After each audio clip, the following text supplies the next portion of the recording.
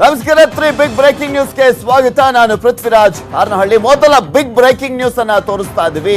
ನಮ್ಮ ಆಡಳಿತದ ವ್ಯವಸ್ಥೆ ಯಾವ ರೀತಿಯಾಗಿದೆ ಅನ್ನೋದನ್ನ ಎಷ್ಟೇ ಹೇಳಿದ್ರು ಕೂಡ ಅಷ್ಟೇ, ಎಷ್ಟೇ ತೋರಿಸಿ, ಎಷ್ಟೇ ಕ್ಯಾಕರಿಸಿ, ಮಕ್ಕಕ್ಕೂಗಿರಿ, ಬುದ್ಧಿ ಹೇಳಿ, ಆದ್ರೆ ಅದನ್ಯಾವುದನ್ನು ಕೂಡ ಕಲಿಯಲ್ಲ. ಪದೇ ಪದೇ ರಿಪೀಟ್ ಆಗ್ತಾ ಇದೆ ಇದೇ ಎಡವಟ್ಟು. ಸರ್ಕಾರಿ ಆಸ್ಪತ್ರೆ ಸಿಬ್ಬಂದಿಯ ದರ್ಪ ಧಿಮಾಕನ್ನ ತೋರಿಸ್ತೀವಿ ನಿಮ್ಗೆ. ಯಾವ ರೀತಿಯಾಗಿ ಇನ್ನೂ ಕೂಡ ಸ್ವಲ್ಪನೂ ಮಾನ ಮರ್ಯಾದೆ ಇಲ್ದಲೆ, ನಾಚಿಕೆ ಇಲ್ದಲೆ ಇವರು ಕೆಲಸವನ್ನ ಮಾಡ್ತಾ ಇದ್ದಾರೆ ಅಂತ.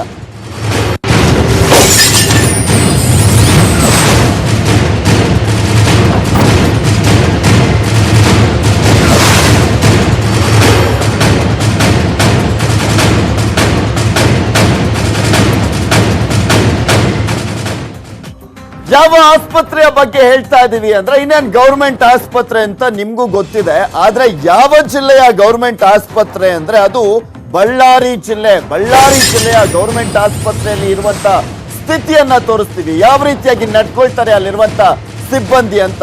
ಇದು ಬಳ್ಳಾರಿಯ ವಿಮ್ಸ್ ಆಸ್ಪತ್ರೆ ಸಿಬ್ಬಂದಿ ದರ್ಪದ ಕತೆ. ವೀಲ್ ಚೇರ್ ಕೇಳಿದ್ರು ಕೊಡ್ಲಿಲ್ಲ ಸಿಬ್ಬಂದಿ.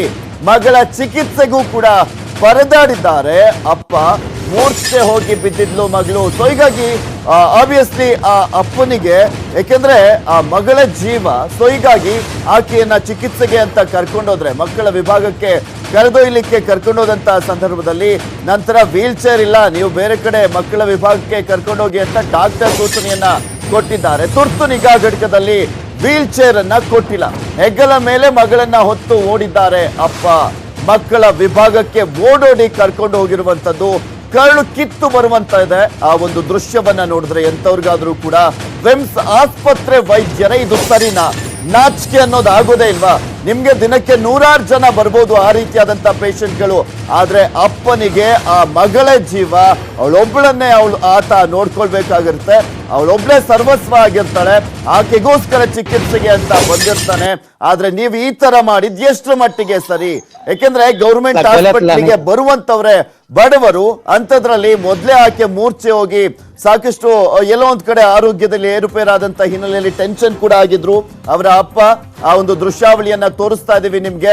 ವೀಲ್ ಚೇರ್ ಅನ್ನ ಕೇಳ್ತಾರೆ ಅಲ್ಲಿ ಆಸ್ಪತ್ರೆಗೆ ಹೋದಂತ ಸಂದರ್ಭದಲ್ಲಿ.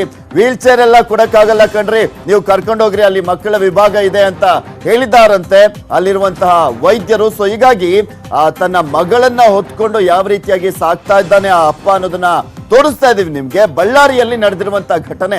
ಬಳ್ಳಾರಿ ಅಂದ್ರೆ ನೀವೆಲ್ಲರೂ ಅನ್ಕೊಳ್ತಾ ಇರ್ತೀರ ಎಂತಹ ಒಂದು ಜಿಲ್ಲೆ ಅದು. ಆರೋಗ್ಯ ಸಚಿವರು ಬೇರೆ ಇರುವಂತ ಜಿಲ್ಲೆ. ಇನ್ನೊಂದ್ ಕಡೆ ಸೋಮಶೇಖರ್ ರೆಡ್ಡಿ ಅವರು ಯಾವ್ಯಾವ ರೀತಿಯಾಗಿ ಉದ್ದುದ್ದ ಭಾಷಣ ಮಾಡ್ತಾರೆ ಅನ್ನೋದನ್ನ ಕೂಡ ನೋಡಿದೀರಾ ನೀವು. ಆದ್ರೆ ಅವರ ಜಿಲ್ಲೆಯ ಪರಿಸ್ಥಿತಿ ಅಟ್ಲೀಸ್ಟ್ ಅವರಿಗೆ ಅರ್ಥ ಆಗಿಲ್ಲ ಅಂದ್ರೆ ಕಷ್ಟ. ವೀಲ್ ಚೇರ್ ಅನ್ನ ಕೊಡದಂತಹ ಹಿನ್ನೆಲೆಯಲ್ಲಿ ಆ ಅಪ್ಪ ತನ್ನ ಮಗಳನ್ನ ಕರ್ಕೊಂಡು ಹೋಗ್ತಾ ಇರುವಂತ ದೃಶ್ಯಾವಳಿಯನ್ನ ನಿಮ್ಗೆ ತೋರಿಸ್ತಾ ಇದೀವಿ.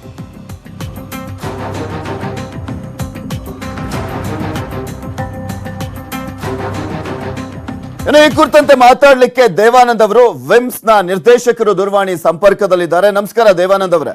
ನಮಸ್ತೆ ಸರ್, ನಿಮ್ಮ ವಿಮ್ಸ್ ನಲ್ಲಿ ಆದಂತ ಘಟನೆ ಗೊತ್ತಾಗಿದೆಯಾ ನಿಮ್ಗೆ? ಗೊತ್ತಾಗಿದೆ ಈಗ ತಾನೆ.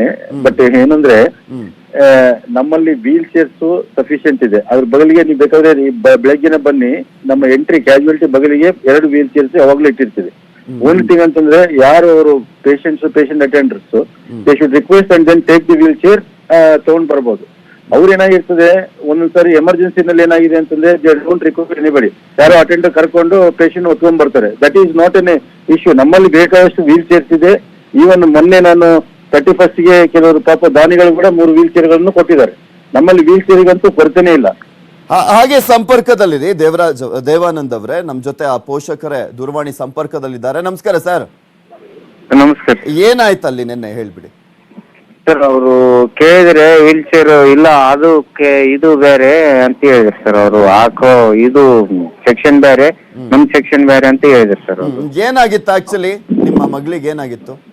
ಮಗಳಿಗೆ ಅದು ಸ್ಕೂಲಿಗೆ ಕಳಿಸಿದ್ವಿ ಸರ್. ಸ್ಕೂಲಿಗೆ ಕಳಿಸಿದ್ರೆ ಅಲ್ಲಿ ಸ್ಕೂಲ್ನಾಗ ಚಕ್ರ ಬಂದ್ ಬಿದ್ದಾಳ ಅಂತಂದ್ರು. ಮೊದ್ಲೇ ಆಟೋ ಇದು ಇತ್ತು, ವೀಕ್ ಇತ್ತು. ಹಾರ್ಟ್ ವೀಕ್ ಆಗಿತ್ತಾ? ಹಾರ್ಟ್ ವೀಕ್ ಆಯ್ತು. ದೇವಾನಂದ್ ಅವರೇ, ಕೇಳಿಸ್ತಾ ಇದೆಯಾ ನಿಮ್ಗೆ? ಕೇಳಿಸ್ತದೆ. ಅಲ್ಲಿ ವೀಲ್ ಚೇರ್ ಇತ್ತ ಮಾಬು ಪಾಷಾ ಅವ್ರೆ? ಇತ್ತು ಸರ್, ಅದು ಇದ್ರ ಸುತ್ತ ಅವ್ರು ಇಲ್ಲ ಇಲ್ಲಿ ಬೇಕಾಗುತ್ತೆ, ನೀವು ಆ ಡಿಪಾರ್ಟ್ಮೆಂಟ್ ಬೇರೆ ಈ ಡಿಪಾರ್ಟ್ಮೆಂಟ್ ಬೇರೆ, ನೀವು ಅಲ್ಲಿ ಆಟೋ ಕರ್ಕೊಂಡ್ ಹೋಗ್ರಿ ಅಂತ ಹೇಳಿದ್ರು ಸರ್. ದೇವಾನಂದ ಅವರೇ ಕೇಳಿಸ್ತಾ ಇದು ಈ ಮಾತು ಕೇಳಿಸ್ತಾ? ಬಟ್ ಏನಾಗಿದೆ ಇದು ಸರ್, ಈಗ ಏನಾಗ್ತದೆ ಅಂತಂದ್ರೆ ಹೇಳಿ ಹೇಳಿ. ನಾವು ಒಂದು ವೀಲ್ ಚೇರ್ ಇಟ್ಟು ಡೆಸಿಗ್ನೇಟೆಡ್ ಗ್ರೂಪ್ ಡಿ ವರ್ಕ್ ಅಲ್ಲಿ ಇಟ್ಟಿರ್ತೀವಿ.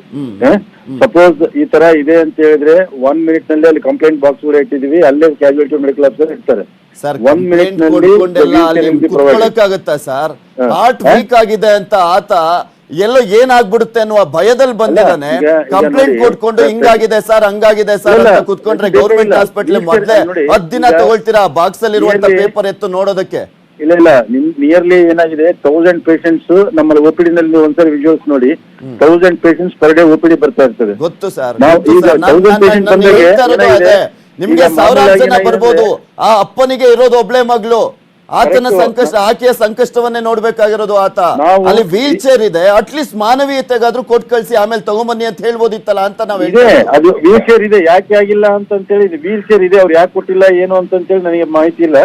ನಾನು ಅದನ್ನ ತಗೊಂಡು ಸಂಬಂಧಪಟ್ಟ ಅಧಿಕಾರಿಗೆ ಫಿಕ್ಸ್ ಆಗಿತ್ತು, ಅವ್ರ ಲೇಬಲ್ ಮಾಡಿ ಯಾರೇ ಬಂದ್ರು ಕೂಡ ವೀಲ್ ಚೇರ್ ಅನ್ನ ನೀವು ಪ್ರೊವೈಡ್ ಮಾಡ್ಬೇಕು ಅಂತ ಹೇಳಿ ಇವತ್ತು ಅಟ್ಲೀಸ್ಟ್ ಮಾನವೀಯತೆ ಸರ್ ಇಲ್ಲಿ ನೀವು ಹೇಳ್ಬೇಕಾಗಿರೋದೇ ಇದು. ಯಾಕೆಂದ್ರೆ ಮಾನವೀಯತೆ, ವೈದ್ಯ ನಾರಾಯಣ ಹರಿ ಅಂತಾರೆ, ಪೂಜೆ ಮಾಡ್ತಾರೆ, ದೇವರು ಅಂತ ನೋಡ್ತಾರೆ ಜನ. ಆಸ್ಪತ್ರೆಗೆ ಬಂದಂತ ಸಂದರ್ಭದಲ್ಲಿ ಡಾಕ್ಟರ್ನ ನಿಮ್ಗೂ ಕೂಡ ಗೊತ್ತಿದೆ ಅದು. ಆಮೇಲೆ ಗೌರ್ಮೆಂಟ್ ಆಸ್ಪತ್ರೆಗೆ ಬರ್ತಾರೆ ಅಂದ್ರೆ ಅವರೆಲ್ಲರೂ ಆಲ್ಮೋಸ್ಟ್ ಬಡವರ ಬರುವಂತದ್ದು ನಿಮ್ಗೂ ಕೂಡ ಗೊತ್ತಿದೆ ಅದು ಯಾವ ರೀತಿ ಸಂಕಷ್ಟದಲ್ಲಿ ಬಡವರು ಸೇವೆ ಮಾಡೋದೇ ನಮ್ದು ಇಂಪಾರ್ಟೆಂಟ್. ಅಲ್ಲಿ 2 ವೀಲ್ ಚೇರ್ 2 ಟ್ರಾಲಿಗಳನ್ನ ಇಟ್ಟಿರ್ತೀವಿ. ಅವ್ರು ಯಾರಾದ್ರೂ ಆಗ್ಲಿ ಈ ತರ ಬಂದಾಗ ಏನಾಗಿದೆ ಅಂತಂದ್ರೆ ನಾವ್ ಇನ್ನೊಂದ್ ಏನಾಗಿದೆ ಅಂದ್ರೆ ಯಾರು ಅಲ್ಲಿ ಲೇಬಲ್ ಮಾಡಿ ಅದಕ್ಕಾಗಿ ಗ್ರೂಪ್ ಡಿಸಿಪ್ಲಿನೇಟ್ ಮಾಡಿ ಇಟ್ಟಿರ್ತೀವಿ. ನಾನು ಇವತ್ತೇ ಇಮಿಡಿಯೇಟ್ ಆಗಿ ಸೂಪರಿಂಟ್ ಅವ್ರಿಗೆ ಹೇಳಿ ಈ ತರ ಇನ್ನೊಂದ್ಸರಿ ಆಗ್ಲಿದ್ದಂಗೆ ನೋಡ್ಕೊಳ್ಳೋದಕ್ಕೆ ಹೇಳ್ತೀನಿ. ಅಲ್ಲ ನಿಮ್ಗೇನೋ ಹೇಳ್ಬಿಟ್ಟು ತೋರ್ಸ್ಬಿಟ್ಟು ಏನೋ ಬೈಬೇಕು ಅನ್ನೋದಲ್ಲ, ಈ ರೀತಿಯಾಗಿ ಘಟನೆಗಳು ಆಗ್ಬಾರ್ದು ಅಂತ. ಯಾಕೆಂದ್ರೆ ಪದೇ ನೋಡ್ತಾ ಇರ್ತೀವಿ ಗೌರ್ಮೆಂಟ್ ಆಸ್ಪತ್ರೆಗಳಲ್ಲಿ ಈ ರೀತಿಯಾದಂತ ಪ್ರಕರಣಗಳೇ ರಿಪೀಟ್ ಆಗ್ತಾ ಇರೋದು. ಸೊ ಎಲ್ಲೋ ಒಂದ್ ಕಡೆ ಅದಕ್ಕೆ ಬೇಸತ್ ಹೋಗ್ಬಿಟ್ಟಿದ್ದಾರೆ ಜನ, ಹೋದ್ರೆ ಅಲ್ಲಿ ಸರಿಯಾಗಿ ಟ್ರೀಟ್ಮೆಂಟ್ ಕೊಡಲ್ಲ ಅಂತ. ಅಟ್ಲೀಸ್ಟ್ ನೀವಿದ್ದಂತ ಸಂದರ್ಭದಲ್ಲಾದ್ರೂ ಎಲ್ಲವೂ ಸರಿ ಹೋಗ್ಲಿ ಅಂತ ಅಷ್ಟೇ ನಮ್ದು. Thank you will rectify. Okay thank you Devanand ಅವರ ನ್ಯೂಸ್ 18 ಜೊತೆ ಮಾತನಾಡಿದ್ದಕ್ಕೆ.